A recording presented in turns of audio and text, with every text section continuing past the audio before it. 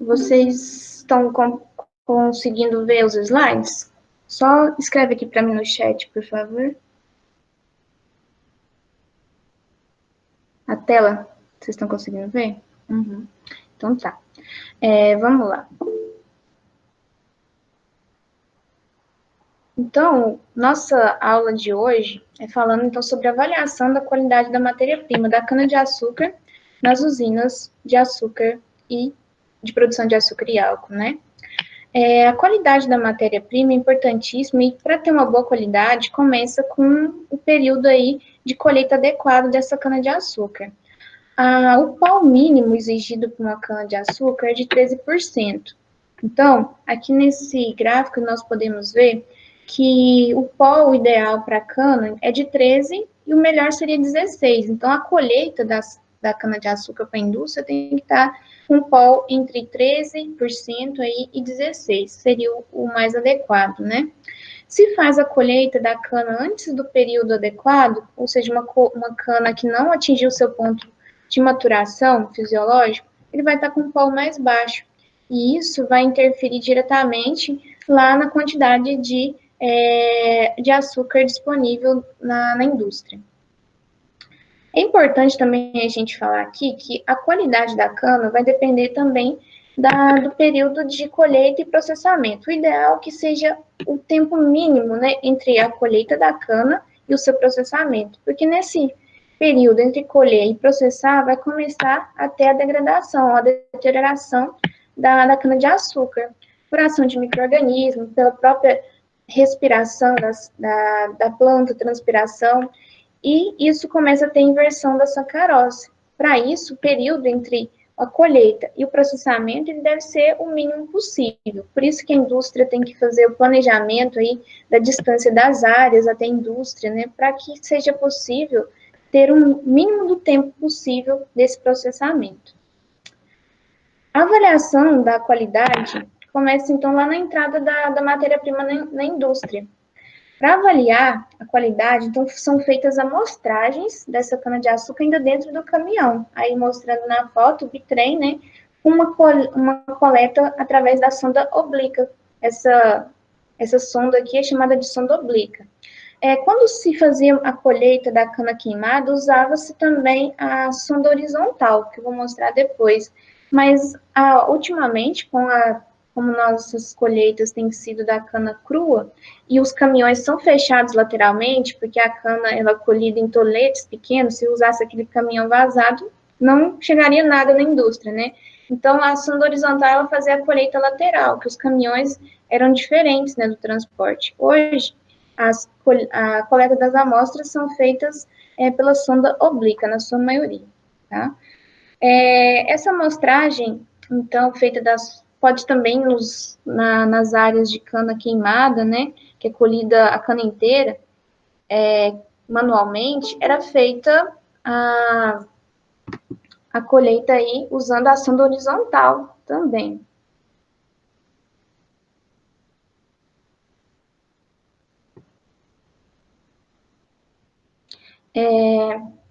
Com o uso da sonda oblíqua, faz apenas uma perfuração no centro aí da carga ou duas perfurações na mesma posição de coleta. Essa perfuração ela vai em profundidade dentro da carga de cana e tem o propósito de fazer uma amostragem bem homogênea do material em um ponto de coleta, tá? Nessa imagem dá para vocês verem com mais detalhes aqui a carga, né, com a cana chegando do campo e a sonda oblíqua, que ela entra perfurando, ela tem um sistema de lâminas aqui que vai cortando e tirando a amostra. Aqui nós temos a cana colhida inteira, como vocês podem ver. Nesse sistema aqui está mostrando a coleta da amostra por sonda oblíqua. Mas quando o caminhão é vazado lateralmente, pode ser feito com sonda horizontal, tá? Mas aqui nessa usina, nessa imagem aqui, também usando a sonda oblíqua. Depois que essa cana ela é amostrada lá no caminhão, ela vai ser triturada.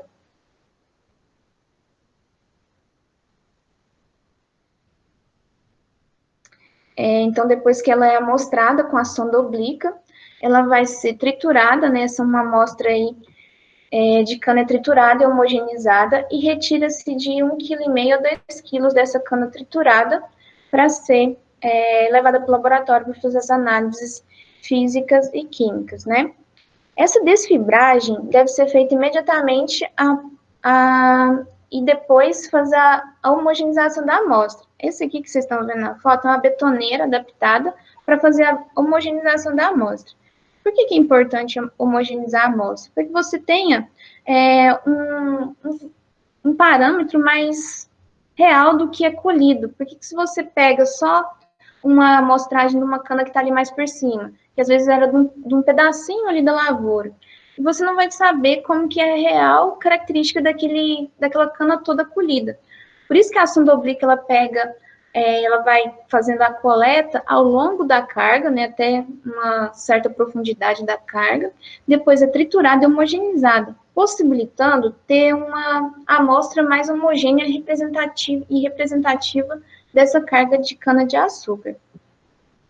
Então, após recolher essa amostra, né, leva para o laboratório para fazer as análises químicas e físicas da amostra. Aqui só mostrando uma foto de um laboratório, de uma usina, né, um laboratório de análise química. As usinas contam, né, com esses laboratórios que são importantíssimos para ter essas avaliações químicas e físicas que têm papel fundamental para dar o respaldo de como está chegando essa matéria-prima na usina e também para dar esse respaldo para a indústria, de como está a matéria-prima e verificar aí como que vai ser o rendimento. Bom, a cana-de-açúcar, isso aqui para a gente falar um pouco da constituição dela, né? É uma constituição média, tá? De 10 a 18% é fibra. Fibra é a parte que depois que extrai o caldo, fica o como, né? Extraído, o bagaço que a gente fala. Cerca de 82 a 90% é caldo. Desse caldo, 75 a 82% é água. E 18 a 25% é os sólidos solúveis, lidos aí através do BRICS, né? Desses 18 a 25%, de 1 a 2% não é açúcar, é sais inorgânicos e orgânicos. Desses 18 a 25%, 14 a 24% é sacarose. De 0,2 a 1% é glicose e de 0 a 0,5 é frutose. A glicose e a frutose são chamados de açúcares redutores, tá? Não é o ideal para processamento, porque ele não vai ter muito aproveitamento na transformação aí de açúcar, tá? Já o que a gente quer é a sacarose. Existem normas que regulamentam essas avaliações, né, de qualidade de cana. Eu tenho esse material aqui, que é que especifica do Manual de Instruções da Consecana, do Estado de São Paulo, que é um regulamento com normas operacionais, que define como que tem que ser as avaliações da qualidade da matéria-prima, que é a cana-de-açúcar. O Conselho de Produtores de Cana-de-Açúcar e Álcool do Estado de São Paulo é uma associação sem fins lucrativos e ele estabelece no capítulo 1 do Estatuto, do regulamento, prevê da qualidade da cana-de-açúcar. O que é a qualidade da cana-de-açúcar? Né? O artigo 8 do capítulo 1. Para fins desse regulamento e dos seus anexos, entende-se por qualidade de cana-de-açúcar a concentração total de açúcares, sacarose, glicose e frutose recuperáveis no processo industrial, expressa em quilos por tonelada de cana. Então, mostrando aí, definindo o que seria a qualidade de cana-de-açúcar.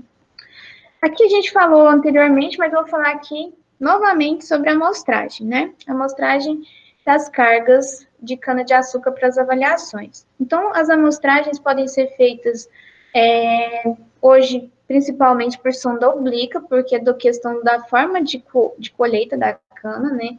Ela é colhida aí em toletes pequenos, então o caminhão ele é fechado lateralmente, não teria como fazer a amostragem por sondas horizontais. Mas quando a cana é colhida inteira, manual, né, a cana queimada e colhida inteira, pode-se fazer a amostragem por sondas horizontais. Como vocês veem aí nessa ilustração, a sonda horizontal ela faz a amostragem da carga lateralmente. As perfurações da carga para fim de amostragem deveriam ser feitas no ponto central de áreas definidas por sorteio. Quando houver algum impedimento causado por obstáculo físico, né, algum obstáculo físico na carga, e a perfuração pode ser realizada ao redor do local sorteado. Tá? Isso aqui é só um cálculo quando é feito por sonda horizontal, para definir quantos números de amostras tem que fazer a coleta. Tá?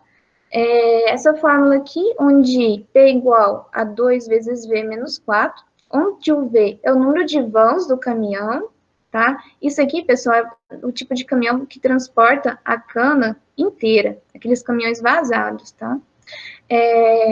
Exemplo, a carroceria aqui tem 7 vãos. Então, o número de possibilidades de amostra vai ser 2 vezes 7 menos 4, que vai dar 10 possibilidades de pontos de amostragem.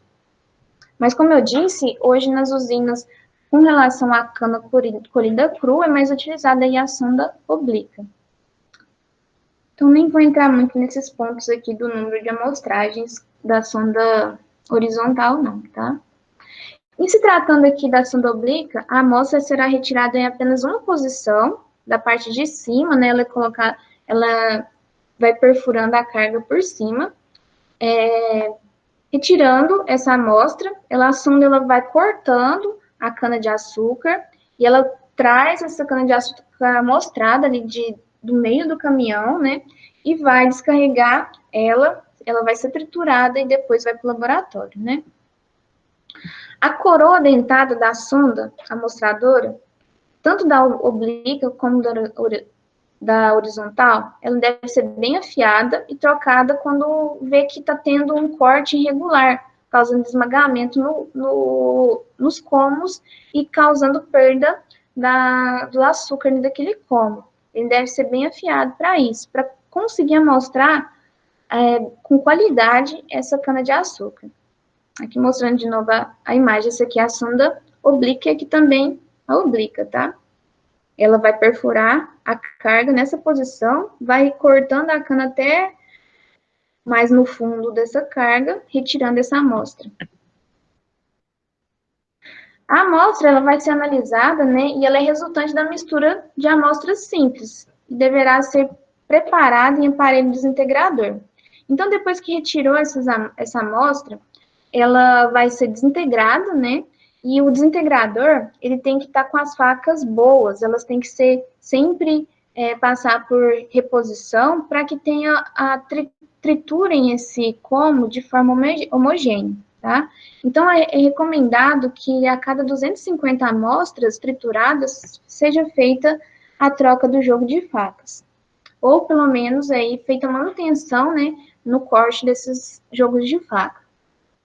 Esse material desintegrado, ele deve conter, né, partículas pequenas e homogêneas, sem pedaços ou lascas da cana-de-açúcar. Por isso que as facas têm que dar bem afiada para realizar aí essa amostragem.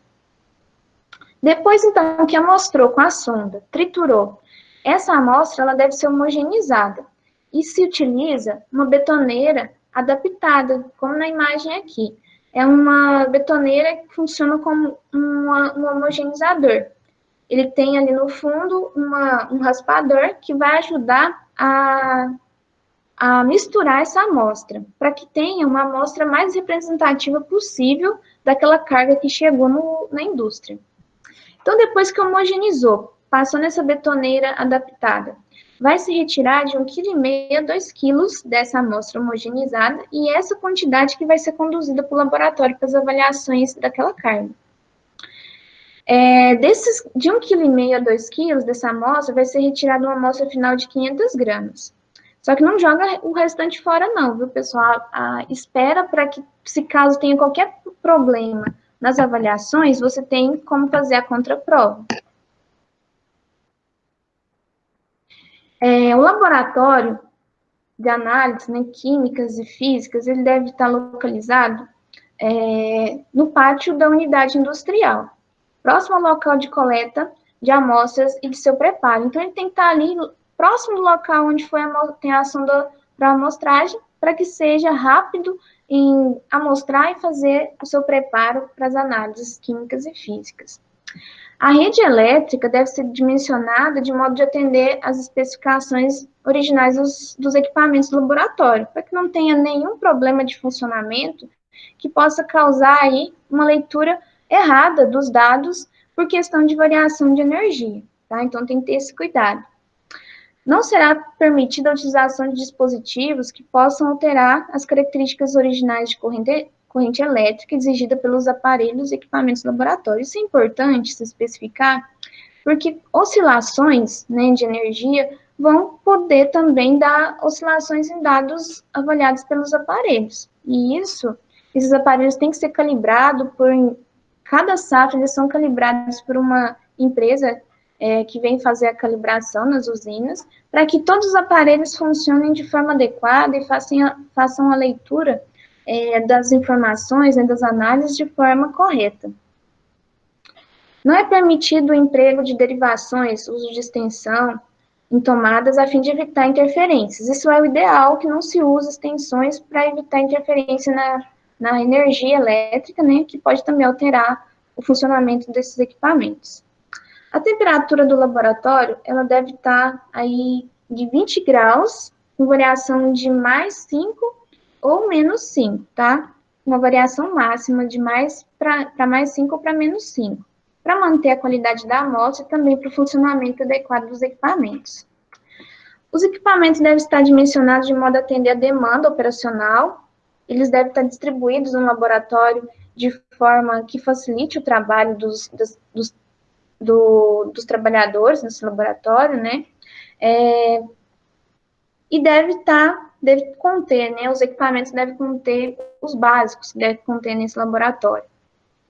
No laboratório e também o conjunto de amostragem, né? Entre amostrar e o laboratório. Então, a sonda amostradora, o desintegrador, o homogeneizador do tipo betoneira, balança ou balanças, né, semianalíticas, digestores do tipo sul-africano, aparelho para determinação do índice de preparo, prensas hidráulicas, estufas de circulação forçada de ar, refratômetro digital automático, sacarímetro digital automático para leitura do pol, espectrofotômetro infravermelho, quando utilizado para substituir refratômetro e sacarímetro, ele pode ser utilizado, microcomputador terminal para processamento de dados.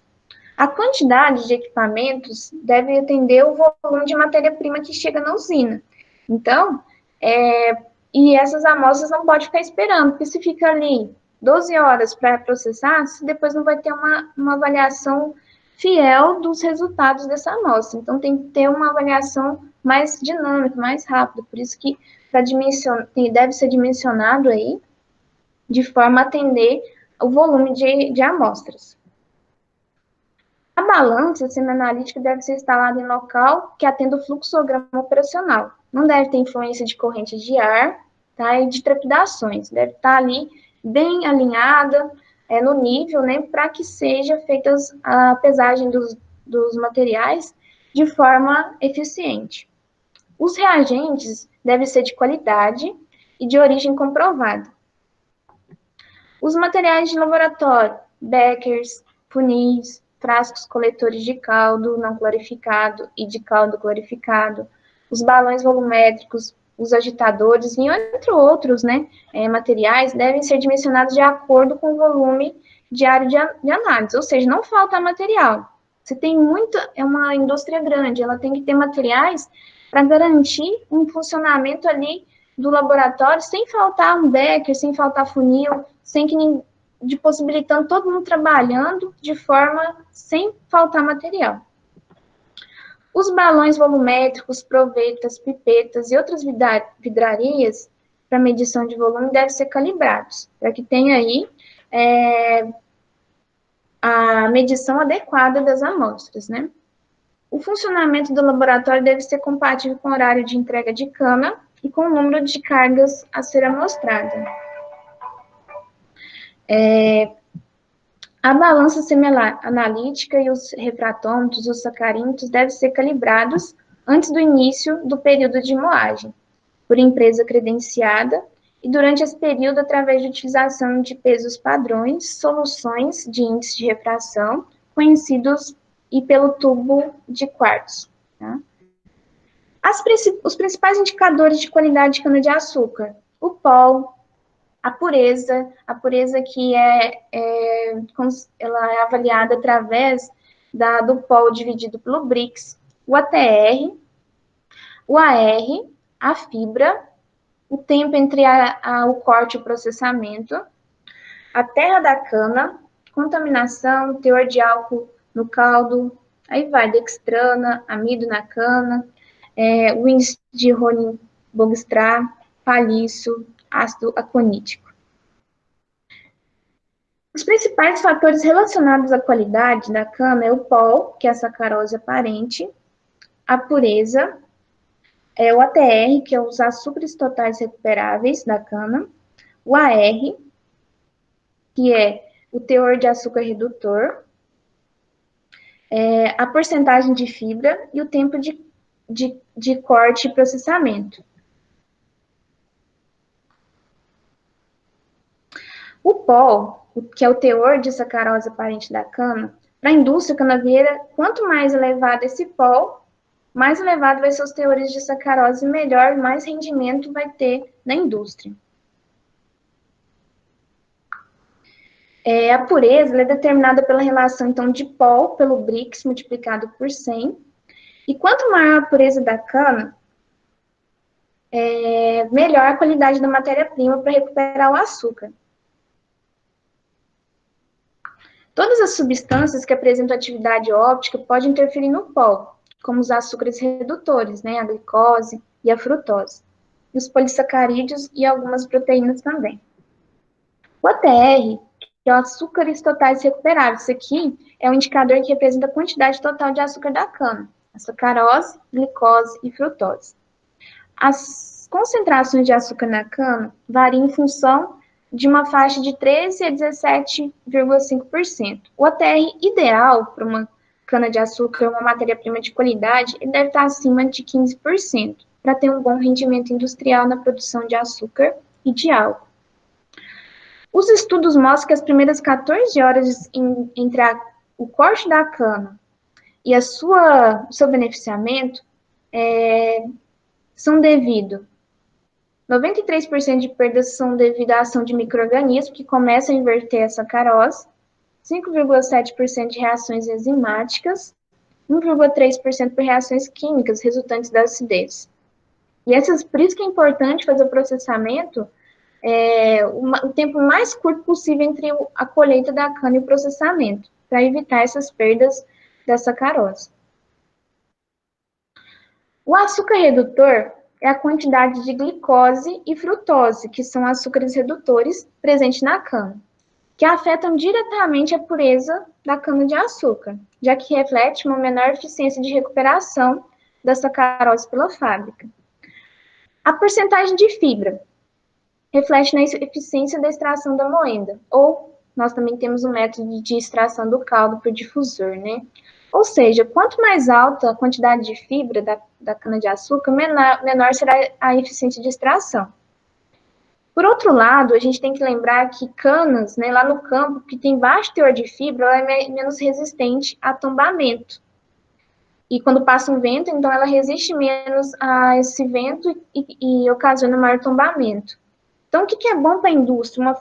Uma quantidade de fibra mais baixa, se você tem um material, uma variedade de cana com pouca fibra, lá no campo é ruim, porque ela vai cair muito, e aí vai perder muito na hora da colheita. Cana que cai, ela perde muito na produção de sacarose, vai levar muita impureza mineral, né, que é o solo, para dentro da usina. A cana camada, como vocês estão vendo nessa imagem, tem muita cana deitada aqui. Então, vai levar maior quantidade de terra, porque ela já começa enraizando ali no solo, leva uma maior quantidade de terra para dentro da usina, que vai interferir lá nas questões da impureza mineral que a gente estudou na última aula. O tempo de corte, ou de queima, né? De queima, quando a gente fala, é quando a cana é colhida manualmente, né? Que fazer a queima prévia antes de cortar. Mas hoje, grande maioria das áreas do Brasil são feitas a colheita mecanizada. Então, esse tempo de corte é o tempo entre o corte e a extração da sacarose na indústria. Esse tempo ele deve ser o menor possível, por isso que a indústria tem que sempre trabalhar com planejamento de quanto vai colher e quanto ela está conseguindo processar, para que não fique matéria-prima ali 24 horas, 48 horas, esperando para ser processada, porque nesse tempo ela vai perdendo em açúcares, em ATR, né? Quanto menor esse tempo entre a queima ou corte, né, da cana e a extração, menor será o efeito da atividade microbiana nos colmos e melhor será a qualidade da matéria-prima entregue na indústria. Fatores que interferem na qualidade da cana-de-açúcar lá no campo. A gente estudou isso, mas vamos relembrar. A temperatura, a frequência e a quantidade de chuvas, a umidade relativa do ar, a quantidade de terra na cana, a contaminação da cana por bactérias, fungos e leveduras, o teor de álcool no caldo da cana, esse teor de álcool devido à ação de micro-organismos, né, que começam a fazer a fermentação, a acidez do caldo ocasionada por micro-organismos, concentração de dextrana na cana-de-açúcar, concentração de amido e pragas e doenças. As pragas, por exemplo, a gente falou de várias pragas, mas focamos muito na broca da cana, né, que se alimenta ali do como. O local onde a broca da cana está se alimentando do como da cana-de-açúcar também é local de entrada de micro-organismos, que vão começar a realizar a inversão da sacarose, perdendo aí a quantidade de açúcar útil que seria utilizado pela indústria. Perde em ATR, né, que é o açúcar total recuperável. O índice de Honig-Boogstrass é um indicador de performance de decantação do caldo. Ele é interferido também quando nós temos uma qualidade de matéria-prima ruim. Quantidade de palhiço que chega na indústria vai interferir na qualidade da matéria-prima e quantidade de ácido aconítico no caldo. Então, continuando, depois que a amostra foi retirada lá pela sonda, foi triturada, foi homogeneizada, tirada a amostra lá de 1 kg a 2 kg, levado para o laboratório. Dessa amostra, retirou 500 gramas para as avaliações químicas e físicas, né? Nós vamos falar, então, dessas avaliações feitas no laboratório. Então, retira 500 gramas dessa amostra total, que foi homogeneizada, com tolerância aí mais ou menos de 0,5 gramas, para mais ou para menos. Usa-se para pesar uma balança semianalítica eletrônica com saída para impressora, ou registro magnético, né? O material restante não é jogado fora, tá? Como eu disse, ele serve como contraprova. Ele não pode ser desprezado porque qualquer leitura que chegou lá, fez uma leitura de Brix que não está batendo, que está muito fora do normal, aí faz uma contraprova para verificar se é aquilo mesmo. Depois que pegou essa amostra, vai fazer a extração do caldo. A extração do caldo é feita, né, usando uma prensa hidráulica. Então, nesse momento, vai fazer a separação do que é fibra e do que é caldo. O caldo vai ser usado para fazer as avaliações de pureza, de Brix e de pó, tá? E a avaliação de Brix e pó deve ser imediatamente realizada após a extração desse caldo. Extraiu, já faz a avaliação para que, quanto mais tempo se esperar, vai começar a ocorrer aí a inversão da sacarose e para você ter realmente uma avaliação fidedigna da sua amostra. Então, esse caldo é extraído com uma prensa hidráulica, né? E essa prensa hidráulica, ela é calibrada antes do início da safra.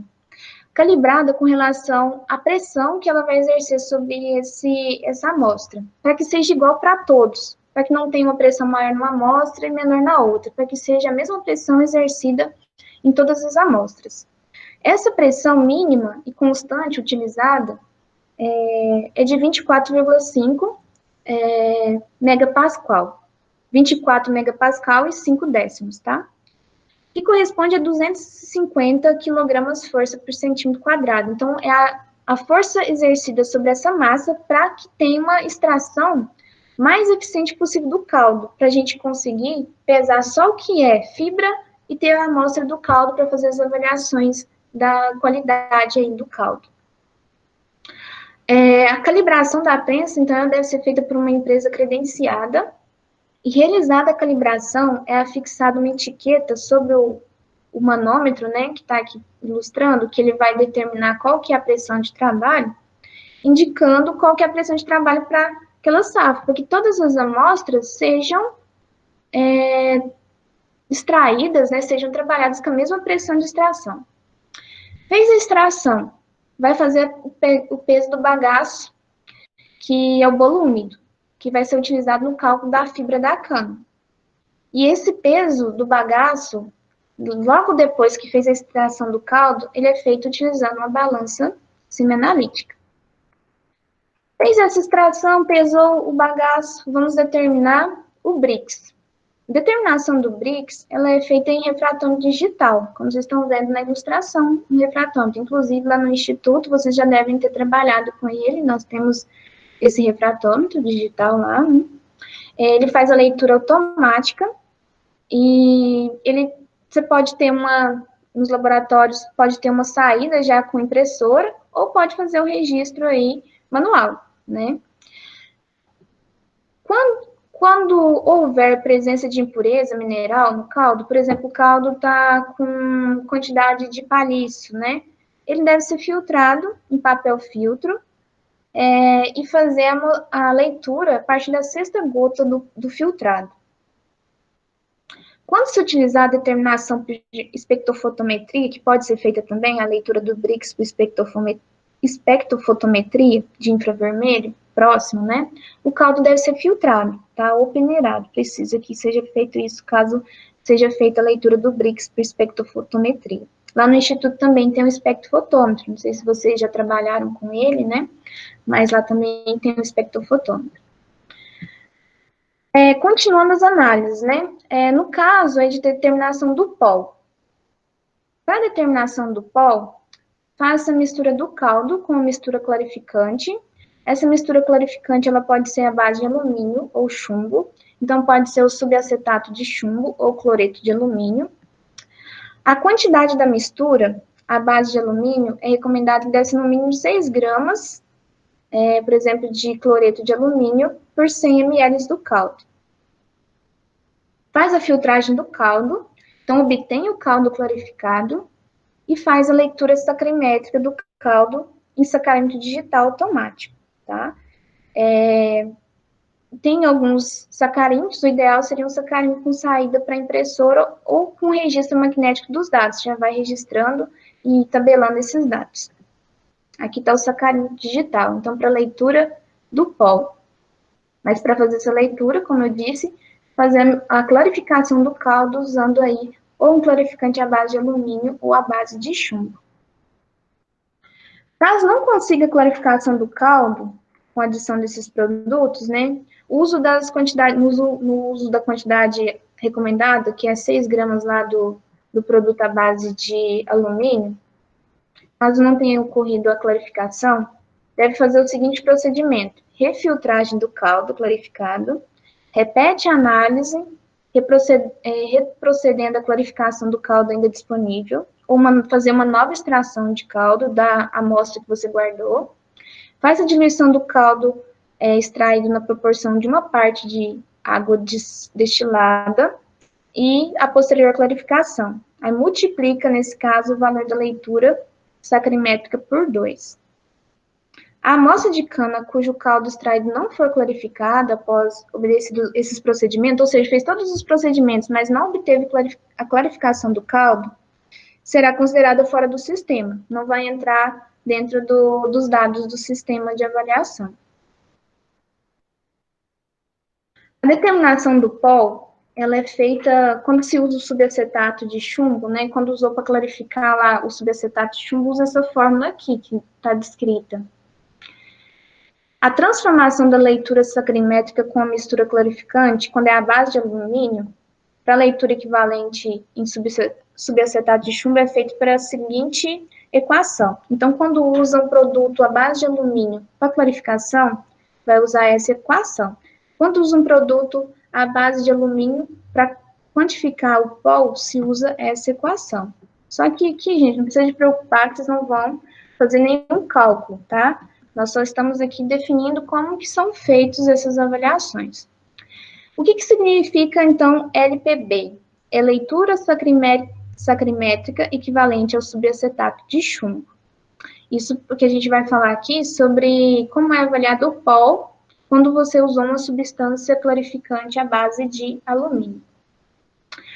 O LAI é leitura sacrimétrica obtida na mistura quando você fez usando a mistura clarificante à base de alumínio. Então, dessa forma, vai ficar da seguinte... aqui só um exemplo, né, pessoal? O B da fórmula é o Brix, que foi avaliado, e todo o caldo clarificado deve ser usado para leitura sacrimétrica, tá? Fixando em no mínimo 70 ml.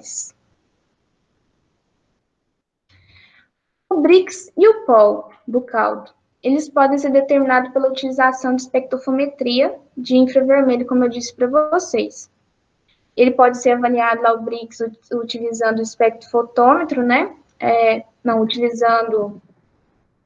Pode ser utilizado a avaliação do Brix através do refratômetro, mas também pode-se utilizar o espectrofotômetro.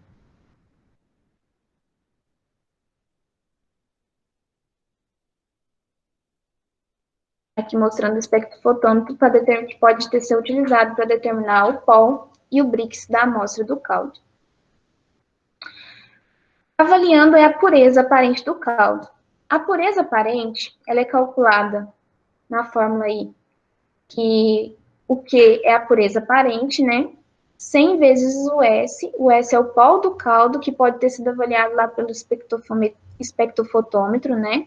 O B é o Brix, que também pode ter sido avaliado por espectrofotômetro.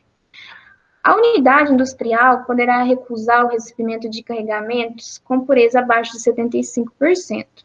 Pessoal, isso aqui, quando a gente fala recusar, é no caso de quando tem produtor terceiros, por exemplo, um produtor de cana, ele planta a cana e vende a cana de açúcar para a usina. E aí a usina faz essas avaliações de qualidade e muitas vezes paga pelo preço lá da tonelada da cana baseado na qualidade. Então, aqui só definindo, né, quando o canavial é próprio da usina, muito difícil eles vão dispensar. E até mesmo quando é de terceiros, né, pode pagar menos pela tonelada, mesmo que a pureza esteja baixa, mas vão processar essa cana-de-açúcar recebida. As avaliações, então, dos açúcares redutores. O teor de açúcar redutor, porcento, né, ele é avaliado em porcentagem, ele é feito pela seguinte equação. Açúcar redutor em porcentagem é igual a 3,641, que é da fórmula, menos 0,0343 vezes o Q. O que é a pureza, que a gente mostrou como calcula. Então, multiplica pela pureza aparente do caldo. E a gente acabou de falar como é feito o cálculo dela, tá? Quanto maior é o AR, que é açúcar redutor, significa que está tendo uma quebra de sacarose em glicose e frutose, o que não é bom para o aproveitamento da indústria. Para o rendimento dentro da usina, nós precisamos de ter mais sacarose e menos açúcar redutor, tá? Então, quanto menor os valores dos açúcares redutores, melhor para o rendimento industrial. Determinação química do açúcar redutor pelo método Edilani e Enion. Para determinar o açúcar redutor presente num determinado alimento ou em um caldo de cana, pode-se utilizar a reação com solução de Fehling, tratado cúprico alcalino. Promove-se o rompimento nesse tratado cúprico, o rompimento da cadeia álcali com álcali. O açúcar redutor reduz o íon cúprico a óxido cuproso, dando um precipitado vermelho. A solução de Fehling, que é o ácido tartárico, mais o cupritartarato, mais o NHO, você vai obter o tartarato cúprico alcalino. Essa solução ela é colocada em bureta e a solução de açúcar é titulada até descoloração, usando o azul de metileno como indicador.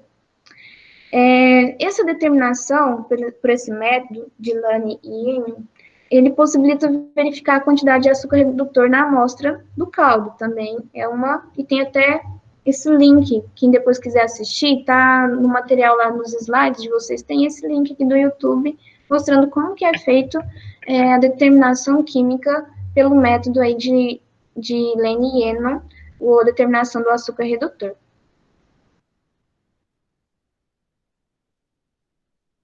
A produção de açúcar, a presença de glicose e frutose, que são açúcares redutores no caldo, não é desejada. É desejada a sacarose, que aí você vai ter um bom rendimento na produção de açúcar. Já para a produção de álcool, é interessante a glicose porque a levedura ataca diretamente a glicose. Mas como a gente sabe que o caldo de cana ele vai ser utilizado para produzir açúcar, e geralmente algumas usinas fazem a produção de açúcar, e o subproduto do açúcar ele vai ser produzido o etanol, uma parte, né? Então, uma boa qualidade e a quantidade menor de glicose e de frutose é ideal para um bom desempenho industrial. Como calcular a fibra da cana, né? A fibra da cana, que é o F, ela é calculada pela seguinte equação. Quando fez a extração do caldo, separando a fibra do caldo, foi feito o peso do bagaço úmido, peso lá na balança analítica, né? Anotou as gramas. Então, a fibra da cana é avaliada pela fórmula 0,08 vezes o peso do bagaço úmido, que foi pesado logo após a extração em prensa, mais 0,876. Então, utilizando esse cálculo, vai obter o peso do bolo úmido. As unidades industriais podem optar pela determinação direta da fibra da cana pelo método de Tanimoto, que é calculada pela seguinte equação. Nessa equação, vai considerar, além do peso do bagaço úmido, vai considerar o peso do bagaço seco e também o Brix do caldo. Para obter o peso do bagaço seco, usa-se a estufa de circulação forçada para que tenha tirado toda a umidade desse bagaço e ter apenas a fibra. O cálculo do coeficiente. Esse coeficiente C, ele é utilizado para a transformação da pol do caldo extraído pela prensa em pol da cana, para você fazer uma determinação do pol da cana para extravasar isso para o pol, quer dizer, o pol do caldo, para considerar quanto que é o real pol da cana. Tá? E ele é calculado da seguinte forma, o C, que é o coeficiente, é igual a 1,0313, menos 0,00575 vezes o F. O F é a quantidade de fibra, que a gente acabou de falar como calcula aqui, né? E o PBU é o peso do bagaço úmido, que é obtido em balança logo após a extração do caldo da amostra. Então, quando se obtém esse C, pelo esse cálculo que a gente falou aqui, é possível calcular o pol da cana. Isso é importante para verificar qual está sendo a qualidade dessa cana-de-açúcar no campo.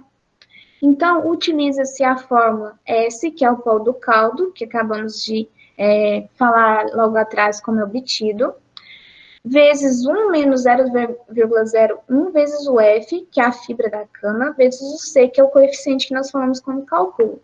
E aí você vai obter qual que é o pol da cana, fazer uma estimativa do pol da cana, obtendo, então, como que essa matéria-prima está chegando do campo para dentro da indústria. O cálculo do açúcar redutor da cana, porque calculou o açúcar redutor do caldo. Como extrapolar isso para ver qual que é a quantidade de açúcar redutor na cana? Usa a seguinte forma, tudo precisa daquele coeficiente. Açúcar redutor da cana é igual o açúcar redutor que foi avaliado do caldo, vezes 1 menos 0,01 vezes o F. O F é a fibra, vezes o coeficiente. Pessoal, vocês não precisam ficar preocupados, então, com esses cálculos aqui, só demonstrando, tá, como que é feito, tá? Mas vocês não vão, nas avaliações, precisar de fazer cálculo, não, tá bom? Conhecendo o pol da cana e os açúcares redutores da cana, é possível determinar o ATR da cana, que é o açúcar recuperável, total recuperável, né?